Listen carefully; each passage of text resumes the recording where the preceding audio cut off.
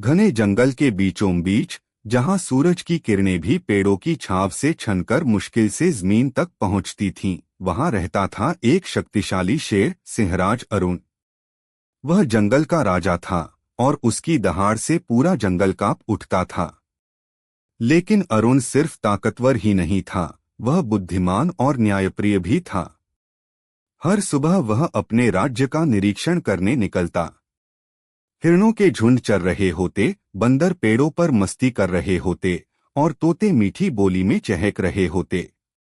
सब उसे देखकर सिर झुकाते और सम्मानपूर्वक कहते, जय हो सिंहराज की। लेकिन एक दिन जंगल में कुछ अजीब हुआ। एक लोमड़ी, जिसका नाम चतुरा था, जंगल के जानवरों को बहकाने लगी। वह कहने लगी कि शेर बूढ़ा हो गया है, अब किसी और को राजा बनना चाहिए। धीरे धीरे कुछ डरपोक जानवर उसके बहकावे में आने लगे। जब यह बात सिंहराज तक पहुंची तो उसने किसी को दंड नहीं दिया।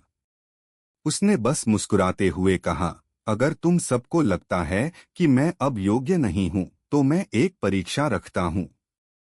जो इस परीक्षा को जीत लेगा वही नया राजा बनेगा। परीक्षा के दिन सुबह सुबह सब जानवर जंगल के बीच के मैदान में इकट्ठे हुए। सिंहराज ने कहा, जंगल के उस पार, नदी के उस पार एक गुफा है। वहां से जो सबसे पहले सुनहरी घंटी लेकर आएगा वही इस जंगल का राजा होगा। सब जानवर दौड़ पड़े। खरगोश सबसे आगे निकला, लेकिन नदी के तेज बहाव में गिर गया। हाथी नदी पार कर सकता था, पर उसकी चाल धीमी थी। लोमड़ी चतुरा चुपके से पीछे के रास्ते से जाने लगी, लेकिन गुफा में एक सांप पहरा दे रहा था। जैसे ही उसने घंटी उठाई, सांप फुफकारा और वह डरकर भाग गई। इसी बीच सिंहराज धीरे धीरे लेकिन धैर्यपूर्वक आगे बढ़ा। वह गुफा पहुंचा, सांप उसे देखकर शांत हो गया, मानो वह उसके साहस को पहचान गया हो। सिंहराज ने सुनहरी घंटी उठाई और वापस लौट आया। जंगल में सब जानवरों ने उसकी जय जयकार की। चतुरा लोमड़ी शर्म से सिर झुका ली।